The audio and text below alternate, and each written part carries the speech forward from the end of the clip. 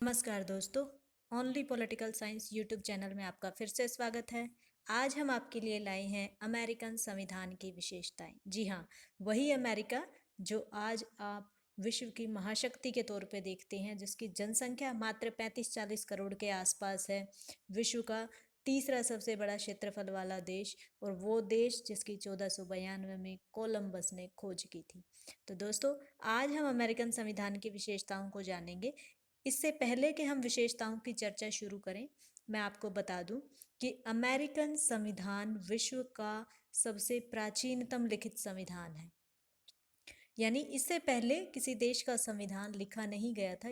इसके बाद ही संविधान लेखन की परंपरा शुरू हुई। तो बेसिकली 1776 में अमेरिकन क्रांति हुई, यानी अमेरिका की स्वतंत्रता की क्रांति हुई। और ये जो स्वतंत्रता की क्रांति हुई, ये बेसिकली 13 उपनिवेशों ने मिलके की थी, जो यूरोप के अधीन थे, बेसिकली इंग्लैंड के अधीन थे।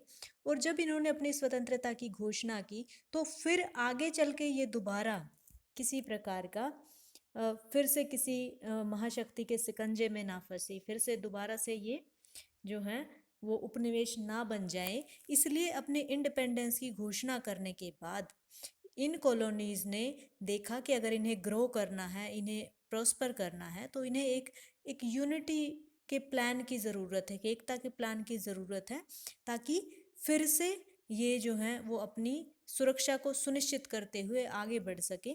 और इसके लिए इन्होंने जो प्लान अपनाया, 13 कॉलोनीज को साथ लाने के लिए उसके जो रूल रेगुलेशंस फ्रेम किए, उसी को हम अमेरिकन कॉन्स्टिट्यूशन के नाम से जानते हैं।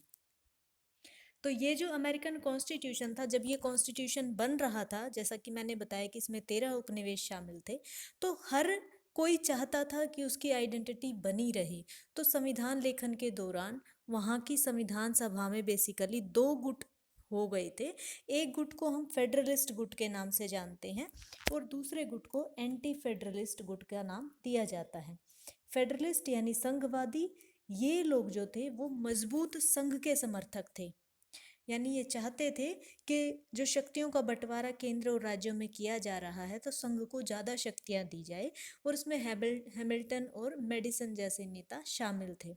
आप सभी जानते ही हैं कि द फेडरलिस्ट पेपर जो हैं वो भी हैमिल्टन और मेडिसन के द्वारा ही लिखे गए हैं। और जो एंटी फेडरलिस्ट थे, वो राज्यों को ज़्यादा शक्तियां देने के पक्ष में था। और इस गुट के जो नेता थे वो जेफरसन थे। तो जब इन दोनों के बीच में जो टसल चला, जो गुटबंदी चली और इनके बीच जो बहसबाजी हुई, उसमें बाद में फेडरलिस्ट जो हैं वो विजयी रहे, यानी केंद्र को मजबूत बनाने की तरफ ध्यान दिया गया। तो वहाँ का संविधान बनने की प्रक्रिया जो वहाँ की स्वतंत्रता के बाद शुरू हुई थी, वो 1789 में वहाँ पे संविधान बनकर लागू कर दिया गया। तो ये जो संविधान बनकर लागू हुआ, इस संविधान की क्या क्या विशेषता हैं, आइए एक एक करके देख लेते हैं। इसकी सबसे पहली विशेषता तो यही है कि ये विश्व का पहला निर्मित और लिखित संविधान है। और ना केवल लिखित और निर्मित संविधान है, बल्कि ये सर्वाधिक संक्षिप्त, सर्वाधिक छोटा संविधान भी है। इसमें केवल 7 अनुच्छेद हैं। और यही वजह है कि क्योंकि ये इतना छोटा है, केवल कुछ मोटा मोटी बातें ही लिखी गई हैं, इसलिए इससे 2 और परिणाम निकले, जिसको हम आगे चल के डिस्कस करेंगे, जिसको अंतर्निहित शक्तियों का सिद्धांत, the theory of implied powers, और स्पॉयल सिस्टम जो लूट प्रणाली है, जिसको हम प्रेसिडेंट पढ़ते टाइम पढ़ेंगे। तो ये दो चीज़ें इसी वजह से इनके सिस्टम में पैदा हुई। इसकी संविधान की नेक्स्ट फीचर की बात करें तो ये एक कठोर संविधान है, सबसे ज़्यादा रिजिड है, लेकिन कठोर होते हुए भी कैसा है, सक्सेसफुल है।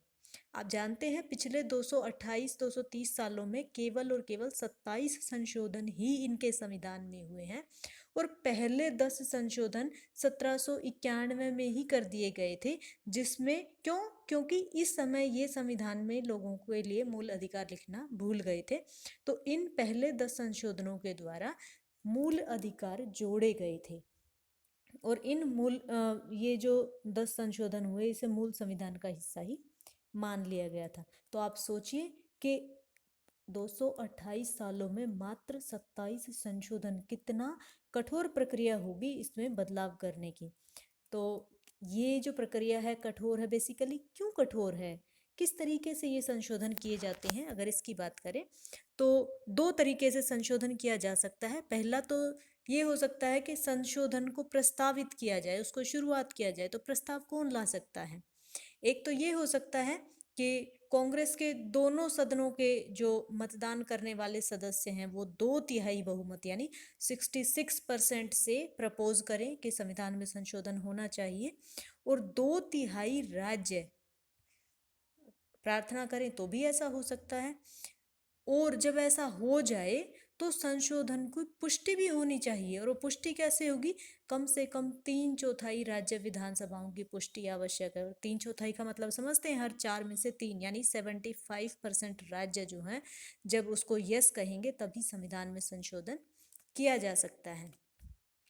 हाँ, और यहाँ ये भी ध्यान देने वाली बात है कि जब संविधान में संशोधन किया जाता है तो खास बात ये है कि उस संशोधन पर राष्ट्रपति के हस्ताक्षर की ज़रूरत नहीं होती। राज्य अपना अनुसमर्थन यानी अपना एक बार उसको सपोर्ट दे देते हैं तो बाद में वो उसको वापस नहीं ले सकते, और जनता की संविधान संशोधन में कोई भूमिका नहीं होती है। और यहाँ ये भी ध्यान देने वाली बात है कि ये जो रेटिफिकेशन का टाइम है, जो पुष्टि करने का समय है, उसके कोई सीमा नहीं है। इसलिए संशोधन राज्यों के पास पड़े रहते हैं। हालांकि कई संशोधनों में कांग्रेस ने 7 साल की जो टाइम पीरियड है वो निश्चित कर दिया है। तो यहाँ पे इम्पोर्टेंट बात याद रखने वाली क्या है कि संविधान संशोधन का आरंभ भी राज्य कर सकते हैं, और पुष्टि के लिए भी 3/4 राज्य विधानमंडलों के समर्थन की आवश्यकता होती है। तो आप समझ सकते हैं कि क्यों इसे सबसे कठोर संविधानों की श्रेणी में रखा जाता है। नेक्स्ट विशेषता की बात करें तो संघात्मक शासन अमेरिकन संविधान की एक और विशेषता है। केसी वियर ने अमेरिकन संघ को आदर्श संघ कहा है, आइडियल फेडरलिज्म कहा है। इसे ड्यूअल फेडरलिज्म यानी द्वैध संघ भी कहा जाता है।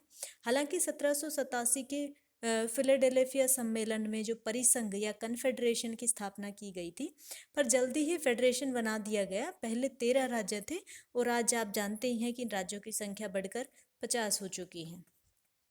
तो यहाँ पे जो मेन चीज़ ध्यान देने वाली है इसकी फेडरल व्यवस्था में वो क्या है? वो ये है कि यूएसए के संविधान में इकाइयों को संघ से अलग होने का अधिकार दिया गया है।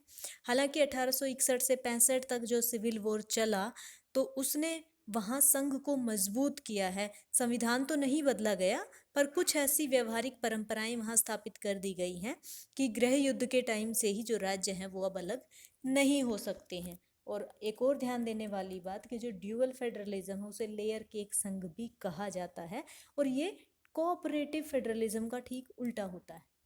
आई होप आपको संघवाद समझ आ गया होगा।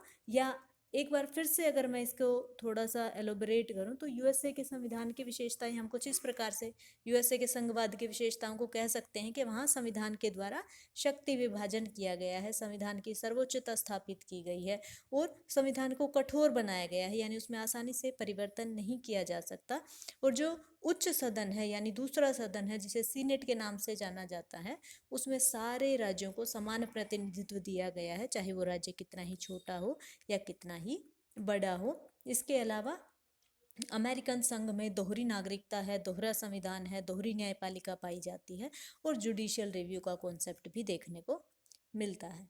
तो यहाँ पे इम्पोर्टेंट बात क्या है? यहाँ पे इम्पोर्टेंट बात ये है कि राज्यों की सहमति के बगैर जो कांग्रेस है यानी यूएसए की जो संसद है वो उनके नाम या उनकी सीमा में परिवर्तन नहीं कर सकती, जैसा भारत में संसद कर लेती है। पर कांग्रेस राज्यों से पूछे बिना नए राज्यों को संघ में प्रवेश दे सकती है।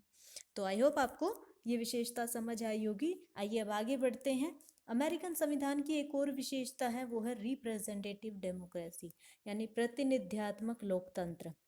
संघ स्तर पर तो नहीं, पर कुछ राज्यों में वहाँ पे प्रत्यक्ष लोकतंत्र पाया जाता है। और प्रत्यक्ष लोकतंत्र की संस्थाएं आप कैसे कह सकते हैं कि वहाँ प्रत्यक्ष लोकतंत्र या डायरेक्ट डेमोक्रेसी पाई जाती है? कुछ संस्थाओं को देखकर हम कह सकते हैं, जैसे वहाँ पे हमें रेफरेंडम यानी जनमत संग्रह, इनिशिएटिव या रिकॉल जैसी विशेषताएं देखने को मिलती हैं। इसलिए हम कह सकते हैं कि वहाँ पे रिप्रेजेंटेटिव डेमोक्रेसी और कुछ राज्यों में डायरेक्ट डेमोक्रेसी के लक्षण दिखते हैं। एक और विशेषता की ओर बढ़ें तो अमेरिकन संविधान जो है वो व्यक्तिवादी दर्शन पे आधारित है और सीमित शासन पद्धति पर जोर देता है। दोस्तों, 1776 की अमेरिकन स्वतंत्रता की घोषणा जो जेफरसन ने लिखी थी, ये लोक से प्रभावित थी, जो कि जीवन, स्वतंत्रता और संपत्ति के अधिकारों का समर्थन करता था। तो इसी व्यक्तिवादी दर्शन को, यानी व्यक्ति की स्वतंत्रता बनी रहे और शासन उसकी स्वतंत्रताओं में हस्तक्षेप ना करे, इसी से प्रभावित होकर अमेरिकन कॉन्स्टिट्यूशन भी बनाया गया है। और आप सभी जानते होंगे कि अमेरिकन कॉन्स्टिट्यूशन का जो नारा है वो है जीवन, स्वतंत्रता और सुख की साधना, यानी व्यक्तिवाद। और संविधान जो है वो मॉन्टेस्क्यू और फ्रांस की क्रांति के नारे से भी प्रभावित है। और फ्रांस की क्रांति का नारा क्या है? यह स्वतंत्रता, समानता और भाईचारे से प्रभावित है। तो ये इसके अलावा हम कह सकते हैं कि भाई जो कन्वेंशंस है कुछ, जो अमेरिकन कॉन्स्टिट्यूशन में मेंशन नहीं है, लेकिन फिर भी ये अमेरिकन संविधान की अहम हिस्सा मानी जाती हैं। जैसे कि हम देखेंगे कि पॉलिटिकल पार्टीज के बारे में अगर बात करें तो अमेरिका में कम्युनिस्ट पार्टी प्रतिबंधित है। और ऐसा नहीं है कि उनके कॉन्स्टिट्यूशन में ऐसा लिखा गया है, लेकिन वहाँ परंपरा ऐसी बन गई है क्योंकि वो व्यक्तिवाद को, पूंजीवाद को फॉलो करते हैं और हमेशा से वो कम्युनिज्म के थोड़ा अपोजिट रहे हैं, इसलिए वहाँ पे प्रैक्टिकली कम्युनिस्ट पार्टी को प्रतिबंधित किया गया है। ये एक परंपरा बन गई है। इसके अलावा आप देखेंगे कि जो मंत्रिमंडल है, कैबिनेट जो है, वो संविधानेतर संस्था है, एक सलाहकारी संस्था है। आप सभी जानते हैं कि अमेरिकन कॉन्स्टिट्यूशन सभी कार्यपालिका शक्तियां केवल और केवल राष्ट्रपति में निहित करता है।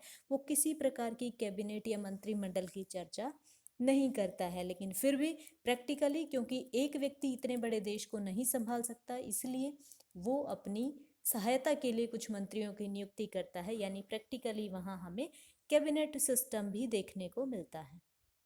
इसके अलावा वहाँ पे सीनेटोरियल शिष्टाचार यानी सीनेटोरियल कर्टसी का भी परंपरा देखने को मिलती है।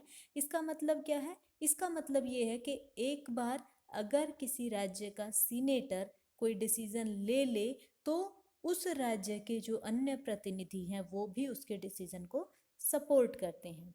और इसके अलावा आप देखेंगे कि जो राष्ट्रपति का चुनाव है वो है, बनाया तो अप्रत्यक्ष गया था, लेकिन अब वो लगता है जैसे व्यवहार में प्रत्यक्ष सा हो गया है। अब सभी व्यक्ति राष्ट्रपति कैंडिडेट को देखकर चुनाव करते हैं। इसके अलावा वहाँ इम्प्लाइड पावर्स का सिद्धांत यानी अंतर्निहित शक्तियों का सिद्धांत भी देखने को मिलता है।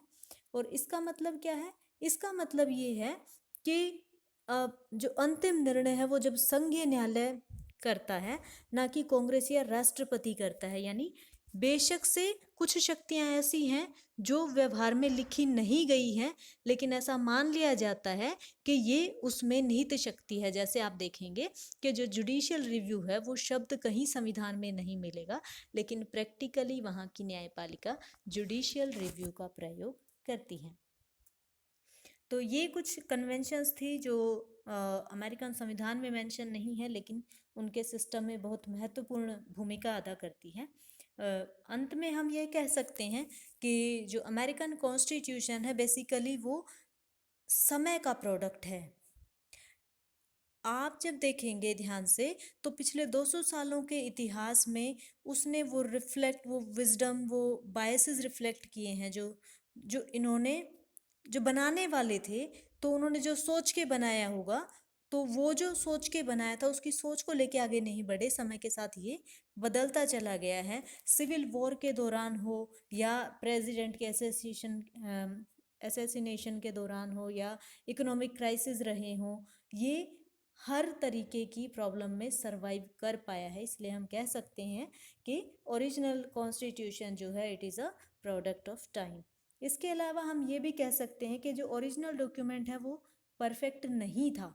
क्यों नहीं था परफेक्ट? इसलिए नहीं था कि हम जानते हैं कि ओरिजिनल कॉन्स्टिट्यूशन बनने के बाद भी वहाँ पे स्लेवरी यानी दास्ता जारी थी। विमेंस को बहुत सारे राइट्स नहीं दिए गए थे, या जो ब्लैक पीपल्स हैं उनको इक्वल राइट टू वोट नहीं दिए गए थे। इसके अलावा जो सोसाइटल एटीट्यूड है वो इनके डिसीजंस में झलकता था। लेकिन हम ये भी देखते हैं कि बेशक से ओरिजिनल डॉक्यूमेंट परफेक्ट ना रहा हो, लेकिन समय के साथ इन्होंने अपने में काफ़ी सुधार कर दिए हैं, यानी एक लिविंग डॉक्यूमेंट के तौर पर उभरा है। और इसमें एबिलिटी है उन चेंजेस को इनकॉर्पोरेट करने की, उन चेंजेस को, आइडिया ऑफ फ्रीडम को, लिबर्टी को इस डॉक्यूमेंट में शामिल करने की, जिससे कि ये हमेशा रेलेवेंट बना रहा 250-300 सालों के बाद भी। आई होप आपको ये लेक्चर समझ आया होगा। आइए एक बार फिर से देख लेते हैं हमने इस लेक्चर में क्या क्या देखा। शुरुआत में हमने आपको बताया कि अमेरिका जो है वो प्रेजेंट सुपर पावर है और इसका संविधान विश्व का प्रथम लिखित संविधान था। और ये जो लिखित संविधान था ये 13 कॉलोनियों ने मिलकर इसकी शुरुआत की थी। यहीं से फेडरलिज्म का कॉन्सेप्ट आया था। और इस संविधान की विशेषता, ये जो संविधान जब बन रहा था तो संविधान सभा 2 पार्ट्स में बट चुकी थी। एक जो फेडरलिस्ट थे, दूसरे जो एंटी फेडरलिस्ट थे। एक जो केंद्र को मजबूत देखना चाहते थे, दूसरे जो राज्यों को ज़्यादा पावर्स देने के समर्थक थे। फिर हमने देखा कि अमेरिकन कॉन्स्टिट्यूशन की कुछ विशेषताएं हैं कि ये प्लान करके बनाया गया पहला लिखित कॉन्स्टिट्यूशन था, सबसे छोटा कॉन्स्टिट्यूशन है, बहुत ही कम शब्दों में लिखा गया है। फिर हमने देखा इसमें बदलाव करना इतना मुश्किल है कि पिछले 230 सालों में मात्र 27 संशोधन ही हो पाए हैं। हमने देखा किस प्रकार से वहाँ की संघीय व्यवस्था भी निराली है। फिर हमने देखा कि वहाँ पे किस प्रकार से प्रतिनिधियात्मक लोकतंत्र को अपनाया गया है और गवर्नमेंट को सीमित शक्तियाँ दी गई हैं। इतना ही नहीं, फिर हमने कुछ ऐसी कन्वेंशंस की भी चर्चा की जो अमेरिकन कॉन्स्टिट्यूशन में तो नहीं लिखी गई हैं, लेकिन वहाँ के शासन में महत्वपूर्ण भागीदारी निभाती हैं। आई होप आपको लेक्चर पसंद आया होगा। आपके किसी प्रकार के कोई सुझाव हैं तो आप हमें दे सकते हैं। आपका बहुत बहुत स्वागत है। धन्यवाद दोस्तों।